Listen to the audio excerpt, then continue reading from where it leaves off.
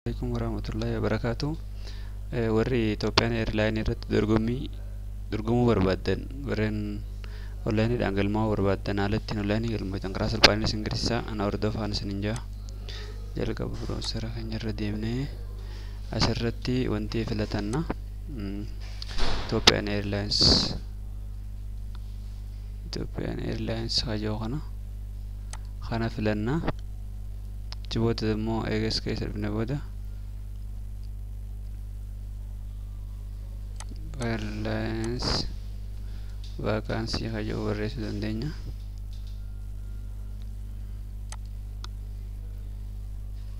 Achiin booda isa kana maratanna. Isa kana joo kana maratanna. Is booda Ethiopian Airlines vaakansii hajannuun kunoo as kana jira.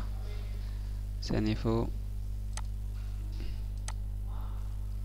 isaan kana keessaa kamirratti akka dorgomuu barbaadan ni maratattanii jechuudha. Ammoo kun warra biyya alaatii fi international job opening kajoon ka biyya keessaa osoo hin taane warra biyya alaatii fi isaanis onlaayiniidhaan galmaanii local job opening kajoon ammoo warra biyya keessaatii fi jechuudha. Amma fakkeenyaaf job position sky technology kajoon kanallee maratachuu dandeessa. Yoo asirratti apply gootan kana maratattanii booda click gootanii painterii irratti illee barbaadan school of marketing and training example school of finance and training kajoon illee ofirratti filattan school of cabin crew school of pilot irraan isin garsiisa example. Amma namni hedduun garuu kan barbaadu homii marketingii fi faayinaansiidha. Asirratti immoo click yoo goone fakkeenyaaf asin akkana gabbuutee bakka itti galmaa'uu dandeessu kun as jala tarreessee jira. Adaamaa saayinsii teekinooloojii Adaamaatti galmaa'uu dandeessa. Asoosaa Baardaar wanti nuti asii warri Addis Ababaa qofa onlaayinii galmaa'u malee kan naannumatti dhiyaatu dhayitee galmaa'uu dandeessa. As jala waan jiru all candidate are only allowed to submit application for one position tokko qofa irratti wanti godhuu dandeessaa siin jaa. Position garaagaraa irratti namni tokko yoonni fi pilot filate cabin crew irratti godhuu danda'u jechuudha. Sababa saniif tokkuma irratti all candidates shall be present and personal expect Addis Ababa akka jaa.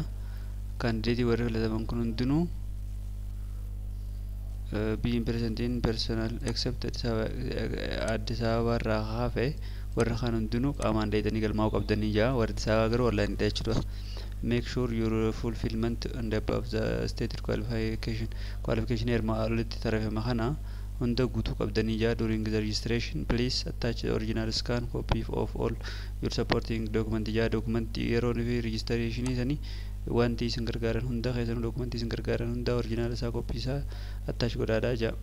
Attach original scan copy original irraa copy kan ta'e scan godhaafitaa jaa. 8th grade ministry card and birth certificate only from city of administration and grade 8 certificate kanallee qabattanii dhufu qabdan jaa.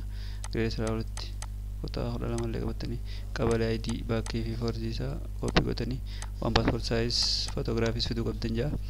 San booda gaamma finnee jirra.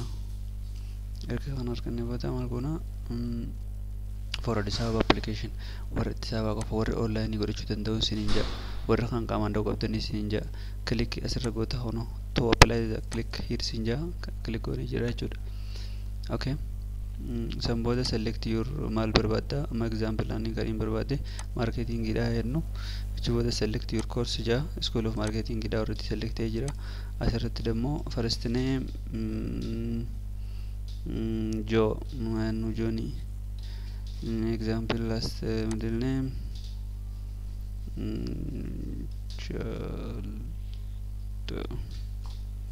Vishnu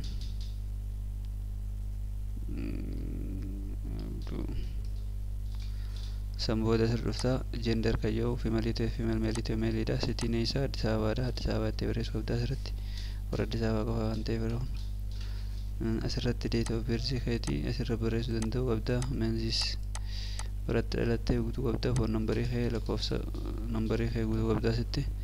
Asitti immoo foonii kabiraa qabaattee ni guutta. Asitti ati isa lammii isaati lammii Itoophiyaati.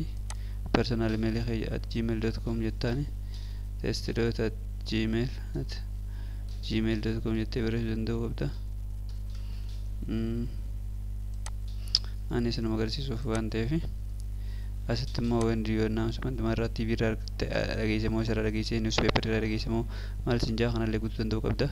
Sambooda newspaper yoo newspaper TV yoo TV jettaani sambooda backgrounding maaliif BH master yoo master jettaani sambooda field of studying kee computer science yoo ta'e computer science fa computer science yoo ta'e computer science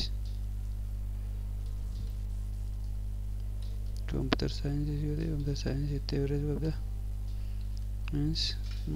Jette sambooda choos waan barbaaddu dokumentii keessarraa fudhatta. Booda asittillee kanallee ni fudhatta. Dokumentii kee bakka irra kaa'atte soof ni fudhatta. Sambooda dhuftee sammii goota. Amma waan sammii naa ta'uutiif kanaaf sammii taa ta'u please. Maaliif ani waan seeraan alaatiin sambooda sammii tokko goote booda finish xumurtee jirtaa jechuudha.